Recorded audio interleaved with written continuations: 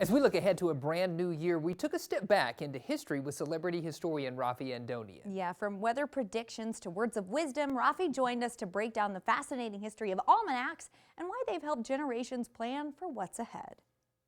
Well, almanacs shaped how early Americans understood the world, but did Ben Franklin really invent them? Celebrity historian Rafi Andonian is back to explain what almanacs are and who else helped make them essential reading. Welcome back. Hey, here I am. And Here there was a contemporary to Ben Franklin, actually, in the 1770s that was making an almanac right here in Arkansas, went all the way to the 1960s, and got eventually folded into this one right here that you're seeing, the Old Farmer's Almanac. Oh, interesting. Yeah. Okay, so Ben Franklin didn't There he is on the cover. Did he invent them or no? No, I mean, he did not invent them, Yeah. although he's kind of iconically associated with it. That's why you see him on the cover, even though this is not his almanac, but we still associate it with Ben Franklin. Now, he was a printer, of course. He apprenticed with his older brother as a printer at age 12. And, you know, they printed pretty important things in Pennsylvania, of course, that's where he's at. Like, for example, the official colonial currency is something that they printed. The Pennsylvania Gazette is something that they printed.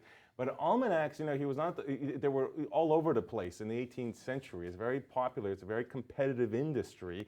And printers would try to get them so that they can actually have more printing material to sell, right? Well, the competitors for Ben Franklin's print shop end up gobbling up all the almanacs, including one that he had, and it went to another company. And he says, all right, fine, then I'll put out my own almanac. So puts out his own almanac called Paul Richard's Almanac. And it ends up being incredibly successful. 10,000 copies a year that he sold for 25 years. Wow. To give you an idea of what that means in today's population adjustment, it would mean selling 5 million copies a year. Oh, wow. Not cumulatively, a year is what we're talking about. So that's how successful he was in putting out the almanac. Didn't invent it, but certainly was a very successful and popular one. Yeah. Yeah, and so people are picking these up, they're reading them, they're very popular as you've described, but my question is, what is an almanac? I have no idea. And what was in it at that time specifically? What were they reading?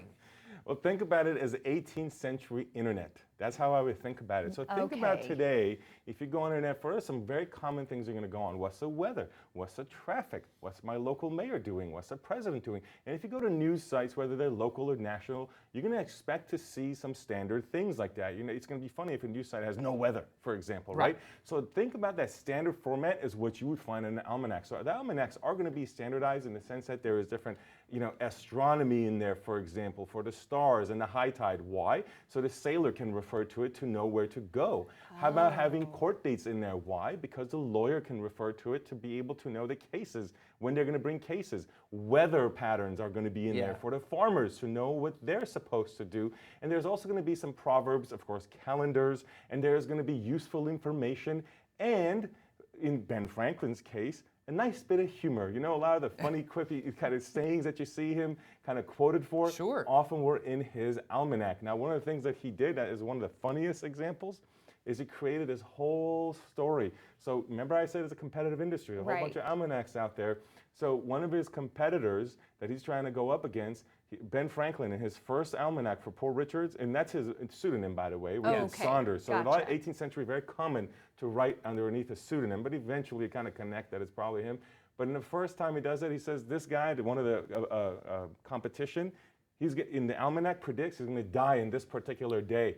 Well, the day comes by for that year, the guy doesn't die, and the guy says, hey, I'm still here, you know, you're wrong about this, you know, this is fake news, to use our term for it.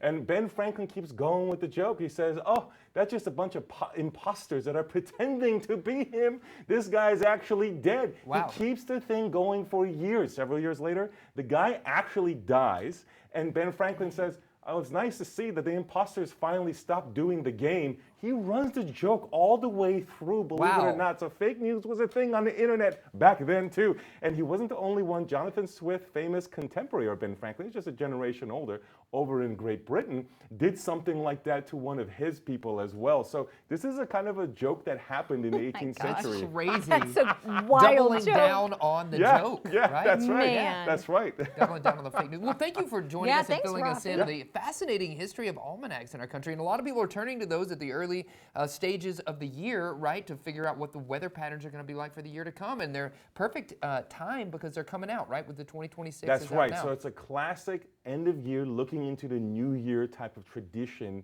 that exists, you know, in America. It goes back really long time. It goes back centuries. When you have the first printing presses in the 15th century, almanacs are some of the first things to be printed. Yeah. Versions of almanacs existed even before printing, but certainly with printing, this is one of the first things. It was a guide a doctor would have on with them. They'd have, for example, the Zodiac Man, a very famous thing. You'll find it in this one as well, that helps medicine. So everybody, every professional is using it as a guide to the year beyond weather for common reference material, and that's why when printing press comes out for centuries is really popular. Still coming out today. There's a 2026 edition that you can get. Thanks, Rafi. Awesome. Thanks, for Rafi. joining us. Yeah, for sure.